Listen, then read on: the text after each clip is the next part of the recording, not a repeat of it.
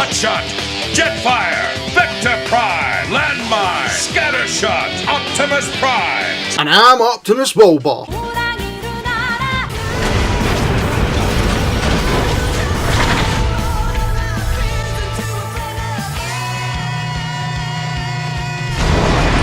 Welcome everyone to the 100th video of Optimus Wilbur Reviews. Thank you so much for tuning in. And if you want to make Baby Grimlock happy, hit that subscribe button, hit the bell for any notifications, and let's get this video started. For the 100th video, I had to think of something special that had to come to the channel.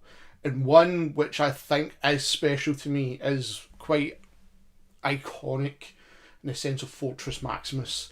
My holy grail Transformers. This is the Encore edition. That's right, the one that was faulty, that is one of them.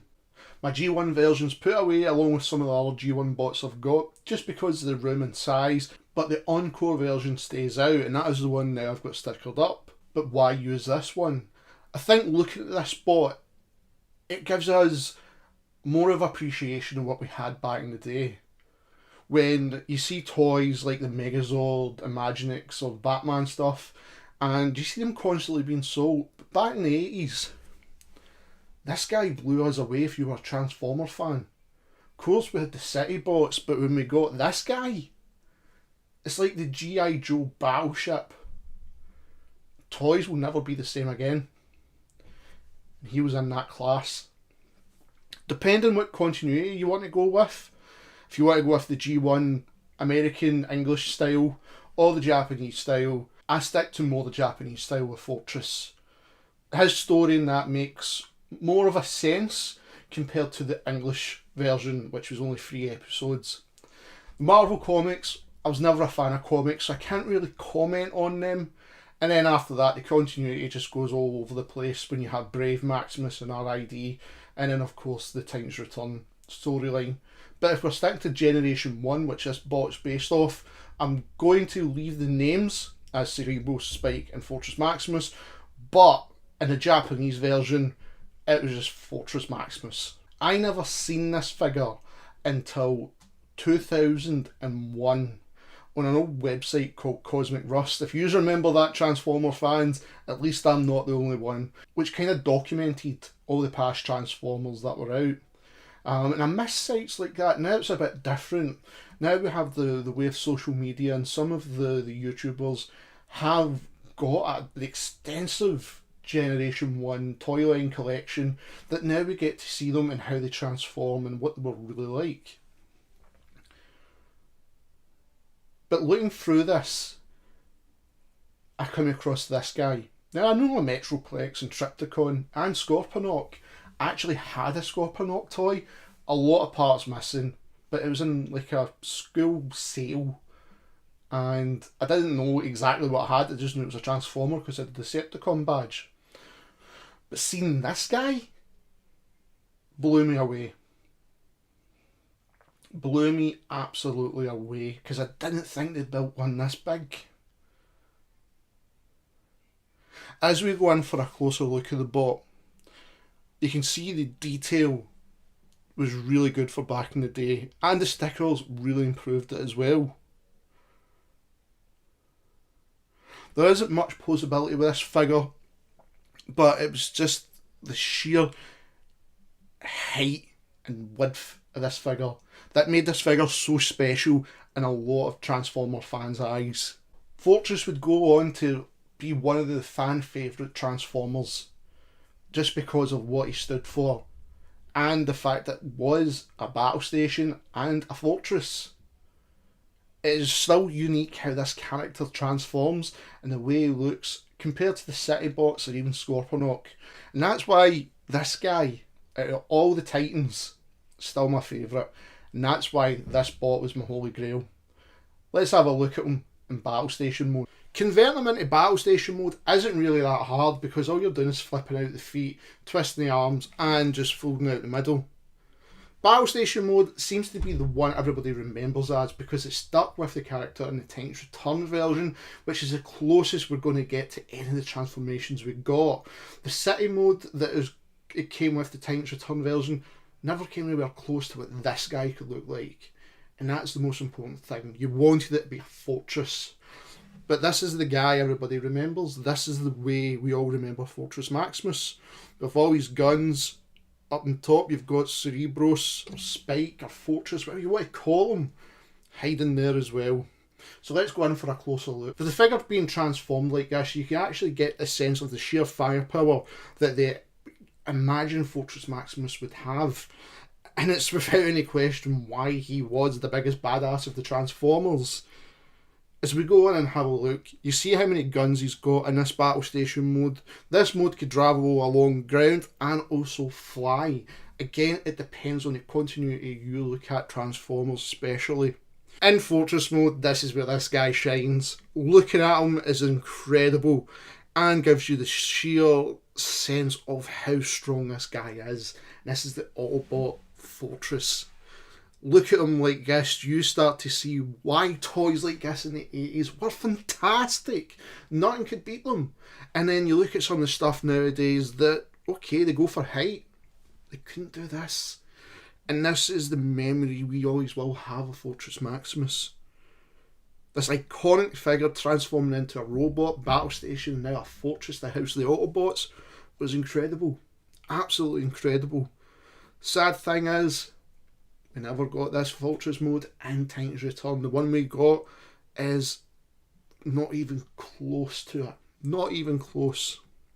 Like I said at the start of the video, this Fortress Maximus was the Encore version and had a lot of quality control issues. It was faulty. Takara rushed this out the door to meet the 30th anniversary and they didn't pass quality control on a lot of the things. Namely on Cerebros and Cog. So let's take a look at them before we finish up the video. Taking a look at Spike the Headmaster, as you can see this actually had a lot of faults as well. Now if we turn him round, this is the true face of Fortress. Whereas in the cartoon, especially the American version, his face was covered up and he had like that sound wave visor going across his eyes. But this wasn't short of faults either, as in Headmaster mode, sometimes this never fitted the bot. Also with Cog, he never escaped the quality control issues. Some have actually got 2 left arms for the bot. To be fair, it doesn't really matter because they can both go in equal arms, but you can notice it if you come down to the hands. And unfortunately, I've got one of them. I've got 2 left hands. But does this put me off the figure? No, not at all. It's always great to have something like this, and I think it makes it a wee bit special that the fact that I do have a Generation 1 Fortress and I do have the faulty Fortress. But let's go into the main culprit and why a lot of these bots got recalled before they reissued the new Fortress. Fortress's Headmaster, Cerebros, or just Fortress, was the main culprit of all the faults. My one was the exact same. With this bot, a lot of faults came with the legs, especially at the hinges here. Some were so tight that would snap the figure in half. Mine's could have easily done that. And what you had to do was unscrew each leg to take the tension away. Sometimes that fixed it. Or you'd actually have to remove the leg and shave off plastic inside where the leg was housed. Unfortunately, my one, I had to do both. Left leg, I just had to unscrew a little fraction, which fixed this leg. But this leg, I had to hollow out a little bit more off the plastic, but it fixed it. With Fortress's head transformed, I actually fixed a lot of the problems as well. So if you have got the reissued one, it is suggestions you can use to help make the figure complete. And this is the part everybody wanted, because now we have Cerebros and fully transformed. He's still a good looking figure, but I think the Titans Return captured it better. Of course, the Hasbro one done him in black with the Cerebros face we got with the American version, while the Takara one stuck to this generic looking Fortress. And that's the way we always got it. Coils, he's a Headmaster, so we flip down his panel at the front, we get to see his power cells and their max, which it should be. And that brings us to a close. Looking back at Fortress, I'm so happy I finally got him. And then getting the Encore version just made it even special. This is truly one of the holy grails of Transformers. And if you don't have it, fans, I highly suggest you get it. So let's finish up this video. With the storyline continuing as Grand Maximus as his brother. The American version never came with the Master Sword. Japanese one did. At least the Encore one did as well. A bit different with the Titans Return. The San Diego Comic-Con version did come with the Master Sword. And it was one of the unique things about this figure. That the Master Sword did come with this. And that was one thing I really wanted. My Generation 1 version does not have it. It's just the gun. And that's how, in the West, that's how we grew up with Fortress Maximus. But throughout the Headmaster storyline and the Takara series, this guy was badass. Absolutely badass. Let's have a look at him.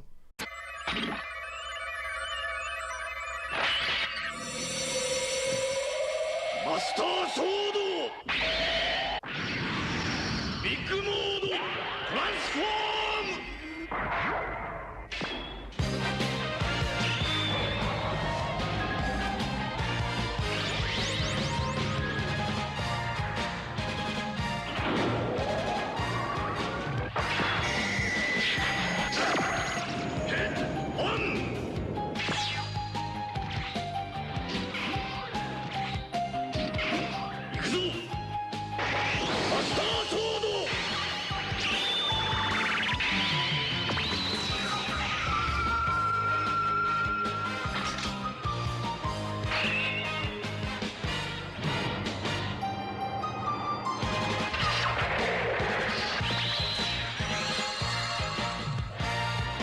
So that being said, Transformer fans, thank you so much for tuning in for my with 100 video. We're nearly at 200 subs. I cannot thank you enough for that. I really can't.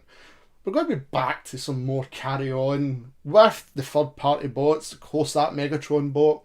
But for the 100 video, I wanted to do something special, and I wanted to do something special with this guy. And this guy needed it. See you next time, Transformer fans.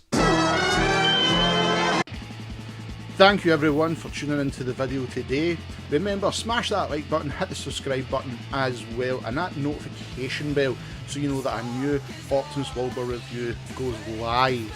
Also, be sure to check me out on Facebook, Optimus Wilbur Reviews, Twitter, Rodimus8, and Twitch at Optimus Wilbur 85. Just hit that in the search engine at the top. Also, if you wish to become a Patreon or buy from the merch store, look in the description box below. Lastly, I'd like to thank the Cybertronic Spree for allowing me to use their music. Cybertronic Warrior is the theme for the channel. Please check them out on YouTube, Twitter and Facebook and give them the support they deserve. This band is fantastic and do amazing covers, so please send your support to them. And remember, Transformer fans, till all are one.